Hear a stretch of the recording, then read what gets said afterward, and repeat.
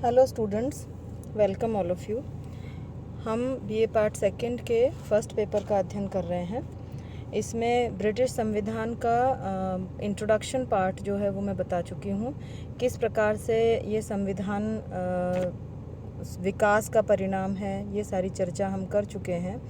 भारत के लिए या विश्व के बहुत सारे देशों के लिए कैसे ये संविधान महत्वपूर्ण रहा है, उसके बारे में भी हम चर्चा कर चुके हैं। आज हम ब्रिटिश संविधान की विशेषताओं के बारे में बात करेंगे। मुनरो ने, जैसा कि मैंने पहले बताया, ब्रिटिश संविधान को मदर कॉन्स्टिट्यूशन यानी कि मातृ संविधान और ब्रिटिश संसद को मदर पार्लियामेंट यानी कि मातृ संसद कहा है। यानी इस संविधान से विश्व के बहुत सारे देशों ने चीज़ें ग्रहण की हैं, नियम और प्रथाएं, परंपराएं जो हैं वो ग्रहण की हैं। तो हम इनको आज बिंदुवार समझने की कोशिश करेंगे। सबसे पहला हम लेंगे इसमें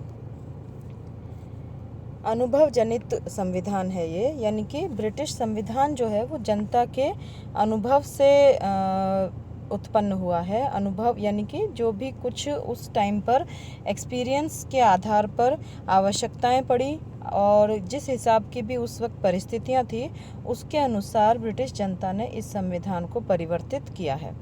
तो इसको अक्सर ये भी कहा जाता है कि ये अवसर और बुद्धि की उपज का संविधान है। दूसरा, अलिखित संविधान, यानी कि जो सबसे अनोखी और निराली विशेषता है इस ब्रिटिश संविधान की, वो है अलिखित संविधान। यानी कि इसका जो पार्ट है वो कुछ पार्टली रिटन है और बाकी का जो है वो अनरिटन हिस्सा है। इसका कभी ऐसे निर्माण नहीं हुआ जैसे कि कोई संविधान निर्मात्री सभा का गठन हुआ और उस संविधान निर्मात्री सभा ने कई तरह की मीटिंग्स और अपना डिस्कशंस करके किसी संविधान को जैसे बनाया जाता है, इस प्रकार से इसका निर्माण नहीं हुआ है। तो जो इसका हिस्सा कुछ पार्शियली रिटन है उसमें हम मान सकते हैं 1215 का मैग्ना कार्टा, 1628 का पेटिशन ऑफ राइट्स, 1911 और 1949 के जो संसदीय कानून हैं उनको इस कैटेगरी में रखा जा सकता है। और बाकी का जो हिस्सा है वो प्रथाओं, परंपराओं और अभिसमयों पर जो आधारित है उस पर इसको पार्शियली अनरिटन है ये कहा जाता है। तीसरा हम बात करें, विकसित संविधान है ये, यानी कि इसका विकास हुआ है। ये कोई ऐसी अंतिम वस्तु नहीं है, ये एक विकासशील वस्तु इसको कहा गया।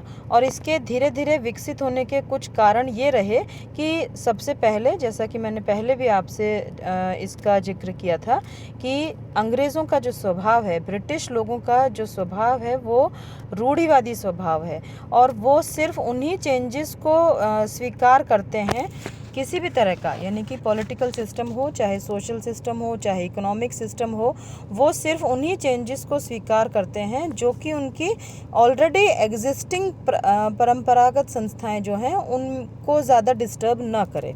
तो उपयोगिता को व्यावहारिकता की कसौटी पर वो कसते हैं और इस प्रकार से वो विकास इस संविधान में होता हुआ दिखाई देता है। फिर सिद्धांत और व्यवहार में अंतर है यहाँ पर, यानी कि मुनरो का एक बहुत ही फेमस इसमें कोट है कि इंग्लैंड के संविधान में कोई भी चीज़ जैसी है वैसी दिखाई नहीं देती और जैसी दिखाई देती है वैसी है नहीं। यानी कि दिखाई तो ये देता है कि ये एक राजतंत्र है, क्योंकि वहाँ पर राजा या रानी जो हैं वो उनका अभी भी चलन है। लेकिन राजतंत्र होते हुए भी वो एक लोकतंत्र है। लोकतंत्र में किसी भी प्रकार की राजशाही का कोई स्थान नहीं होता, लेकिन वहाँ पर राजतंत्र भी है। संसदीय लोकतंत्र है तो संसद के पास सारी शक्तियाँ दिखाई देती हैं, लेकिन वो शक्तियाँ असल में मंत्रिमंडल के पास है। न्यायपालिका है, लेकिन वो न्यायपालिका जो है चूँकि कार्यपालिका के द्वारा उनका नियुक्ति हुई है। तो ये सारी चीज़ें इस प्रकार से थ्योरेटिकली कुछ दिखाई देती हैं, प्रैक्टिकली कुछ दिखाई देती हैं। ब्रिटेन में सारी शक्तियां जो हैं वो राजा के अंदर निहित है। ऐसा है, लेकिन वो शक्तियाँ राजा के अंदर निहित न होकर के वो मुकुट के अंदर निहित है। और मुकुट में कौन कौन सी संस्थाओं को माना गया है अंतर्निहित? मुकुट रूपी संस्था में मंत्री, राजा, प्रिवी काउंसिल और संसद, ये सारी चीज़ें जो हैं वो सम्मिलित की गई हैं। तो ये एक बहुत ही विचित्र सी बात है कि सैद्धांतिक रूप से संसद और मंत्रिमंडल केवल परामर्श देने वाली संस्थाएं हैं और राजा उनको परामर्श को माने या नहीं माने, लेकिन व्यावहारिक दृष्टि से संसद और मंत्रिमंडल ही शक्तिशाली संस्थाएं हैं और राजा के पास किसी भी प्रकार की वास्तविक शक्ति नहीं है।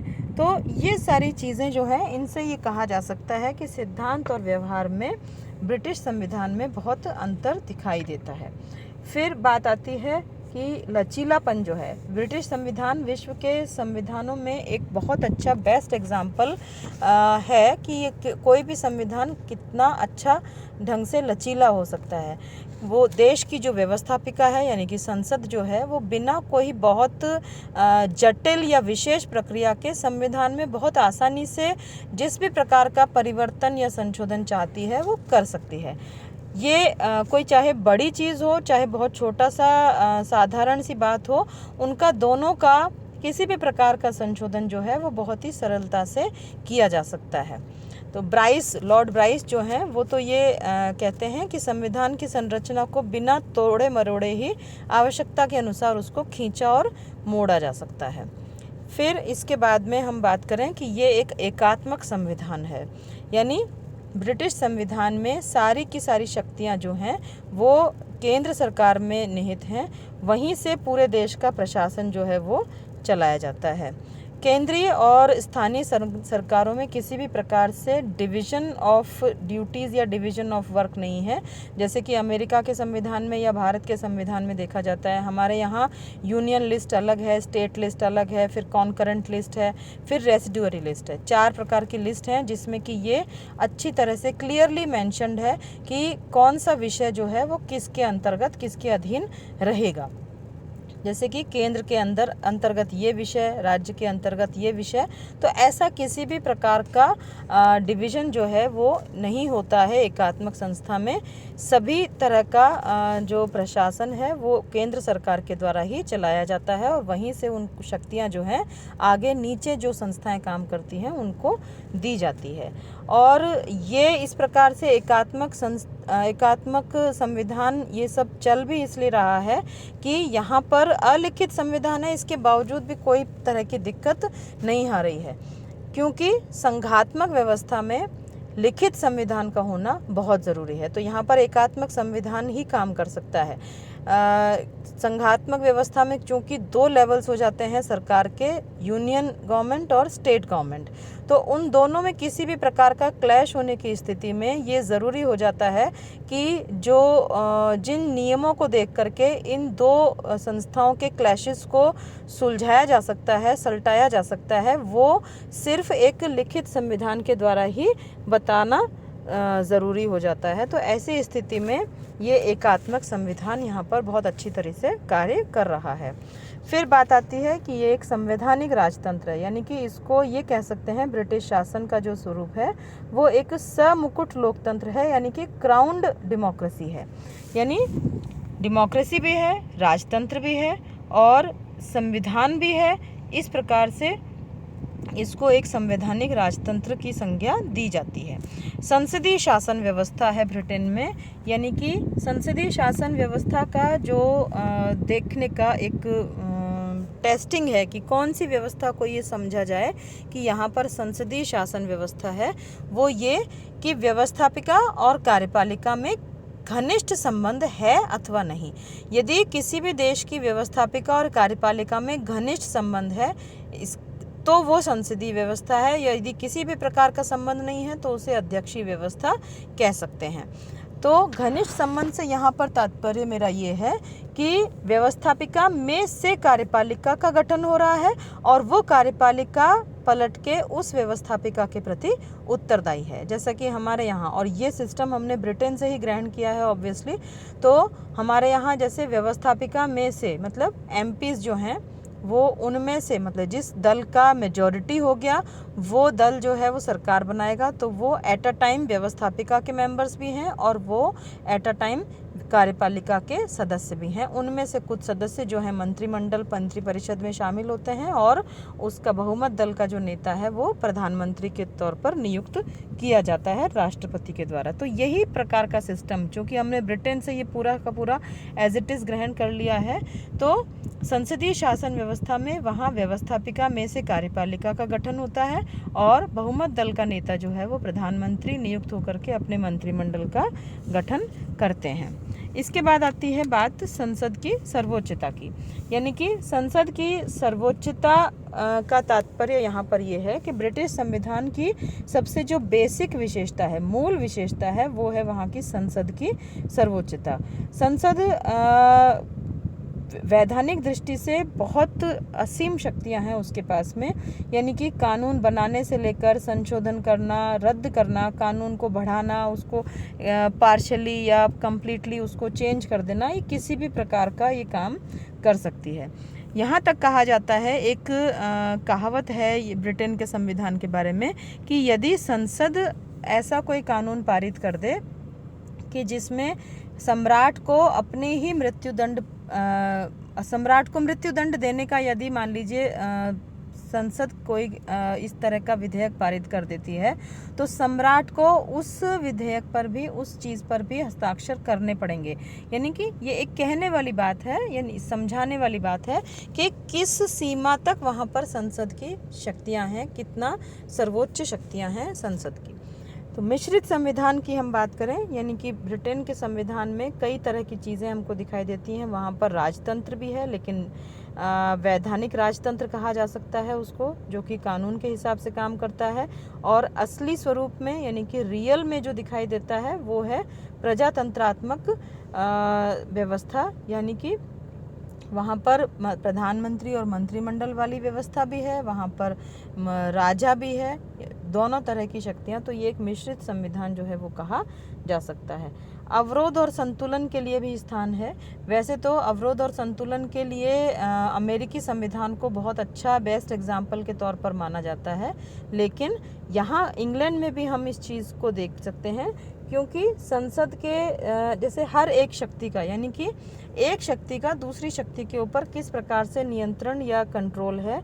जैसे संसद के दोनों सदन कोई भी नियम पारित कर सकते हैं, लेकिन उस पर सम्राट की स्वीकृति ज़रूरी है, और सम्राट की कोई भी आज्ञा तब तक कानूनन मान्य नहीं हो सकती जब तक कि किसी मंत्री के उस पर हस्ताक्षर नहीं हो जाते। मंत्रिमंडल जहां लोक सदन के प्रति उत्तरदायी है, वहीं प्रधानमंत्री को ये अधिकार प्राप्त है कि वो लोक सदन को सम्राट से कह करके उसको भंग करा दे। तो ये इस तरह की कई ऐसी चीज़ें हैं जिनसे कि ये दिखाई देता है कि अवरोध तथा संतुलन के लिए स्थान वहाँ पर पूरी तरह से है।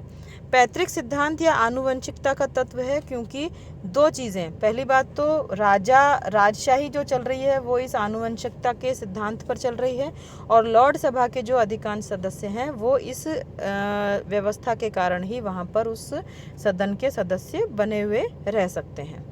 विधि का शासन, ये एक सबसे इम्पॉर्टेंट वहाँ पर एक आधारभूत विशेषता ब्रिटिश संविधान की मानी जाती है, यानी कि रूल ऑफ लॉ।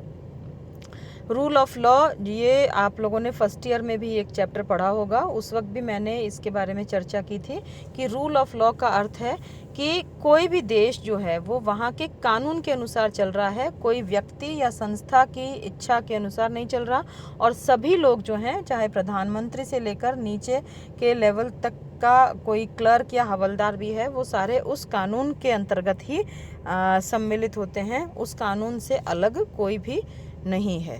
तो ये आपकी विशेषताएं हो गई, जिसमें ये कहा जा सकता है कि ब्रिटिश संविधान में जो चीज़ दिखाई देती है, सर्वशक्तिशाली संसद, उत्तरदायी मंत्रिमंडल, द्विसदनात्मक व्यवस्थापिका, संवैधानिक कार्यपालिका, कानून का शासन, स्वायत्त शासन, ये सारी जो हैं ये ब्रिटिश संवैधानिक परंपरा की देन है। और मुनरो ने, जो कि मैंने शुरुआत में बताया, इस संविधान को मदर कॉन्स्टिट्यूशन और इस संसद को मदर पार्लियामेंट की संज्ञा दी है। तो इसके आगे अगले वीडियो में हम चर्चा करेंगे कि कौन कौन सी और नई चीज़ें ब्रिटिश संविधान में दिखाई देती हैं, क्या वहाँ पर शक्तियों का पृथक्करण है, इसको संयोग और विवेक की उपज इस संविधान को क्यों कहा जाता है। Thank you.